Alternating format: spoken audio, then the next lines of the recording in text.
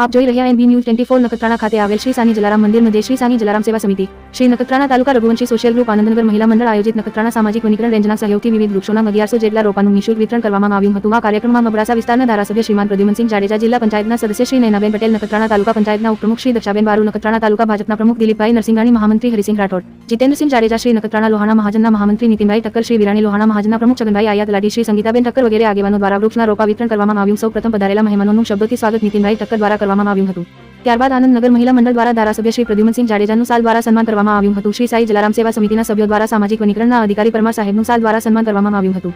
શ્રી સાની જલારામ સેવા સમિતિના રાજેશભાઈ પલને જણાવ્યું, વરસાદ પડે ત્યારબાદ આખા દેશભરમાં અને આપણા કચ્છ અને ગુજરાતમાં પણ વૃક્ષનું વાવેતર થતું હોય છે. શ્રી સાઈ જલારામ મંદિરે છેલ્લા 12 વર્ષથી વૃક્ષના રોપાનું વિતરણનું કાર્યક્રમ કરવામાં આવે છે, જેમાં નખત્રાણા સામાજિક વનીકરણ રેન્જ તરફથી પૂરતો સાથ અને સહકાર મળતો રહ્યો છે. જ્યારે અમારા મિત્રો સો ઉદયપાલસિંહ જાડેજા સો, વિરેન્દ્રભાઈ પલણસો, નિલેશભાઈ પલણની યાદમાં કંઈક ને કંઈક સેવાકીય પ્રવૃત્તિ કરવામાં આવે છે, ત્યારે આજે પણ 1100 જેટલા અલગ અલગ વૃક્ષના રોપાનું વિતરણ કરી રહ્યા છીએ. આગામી મહિને પણ અમારા મિત્રોની યાદમાં વધુમાં વધુ સેવા અમે કરશું. આજે જ્યારે મોટી સંખ્યામાં બહેનો ઉપસ્થિત છે, ત્યારે વૃક્ષને બાળકની જેમ ઉછેરીએ અને મોટું કરીએ, છોડમાં ગણછોડ છે એ યાદ રાખી અને આપણે વૃક્ષનું વાવેતર કરીએ. કાર્યક્રમમાં પરમાર સાહેબે જણાવ્યું, તાલુકામાં ક્યાંક વૃક્ષનું વાવેતર કરવું હોય કે વૃક્ષના રોપાનું વિતરણ કરવું હોય તો ચોક્કસ અમને યાદ કરજો. અમારી ઓફિસ દ્વારા તમને પૂરતો સહયોગ આપવામાં આવશે. પતંજલિ મહિલા યોગ સમિતિના જિલ્લાના મહામંત્રી નિર્મલાબેન લીંબાણીએ યોગ વિશે સમજણ આપી હતી. તેમજ પ્રોગ્રામની શરૂઆત પહેલા જડીબુટ્ટી દિવસની પણ ઉજવણી કરવામાં આવી, જેમાં એમની સાથે રેખાબેન લુહાર, શાંતાબેન પટેલ, પ્રજ્ઞાબેન કારિયા, જાગૃતિબેન ઠક્કર, દયારામભાઈ પટેલ બધા સાથે મળી વૈદિક યજ્ઞનું આયોજન કર્યું હતું. નખત્રાણા તાલુકા ભાજપના પ્રમુખ દિલીપભાઈએ જણાવ્યું, આપણે તાલુકામાં ગામોગામ વૃક્ષ વાવવાનું કાર્ય ચાલુ છે અને આપનો તાલુકો હરિયાણો બને તે માટે સૌ સાથે મળી અને પ્રયત્ન કરવા જોઈએ. અબડાસા વિસ્તારના ધારાસભ્ય પ્રદ્યુમનસિંહ જાડેજાએ જણાવ્યું કે આપના પ્રધાનમંત્રી નરેન્દ્રભાઈ મોદીએ આહવાન કર્યું છે, એક વૃક્ષ મેરે માં કે નામ. આપણે પણ સૌ સાથે મળી અને એક વૃક્ષ વાવીએ અને એનું જતન કરીએ. આપના ગુજરાતના મુખ્યમંત્રી ભૂપેન્દ્રભાઈ પટેલે પણ ગુજરાતભરમાં વૃક્ષ વાવીને મારું ગુજરાત હરિયાણો ગુજરાતનું આહવાન આપ્યું છે, ત્યારે આપણે પણ સૌ સાથે મળી અને જે પ્રમાણે જગ્યા હોય એ પ્રમાણે વૃક્ષ વાવીએ અને આ વિસ્તારમાં ક્યાં પણ વિકાસનું કામ બાકી રહી જતું હોય તો ધ્યાન દોરજો. આપણે સાથે મળી આપના વિસ્તારનો વિકાસ કરીએ. આભાર વિધિ હેતુબેન ઠક્કર દ્વારા કરવામાં આવી હતી. કાર્યક્રમને સફળ બનાવવા માટે શ્રી સાની જલારામ સેવા સમિતિના રમેશભાઈ રાજદેવ,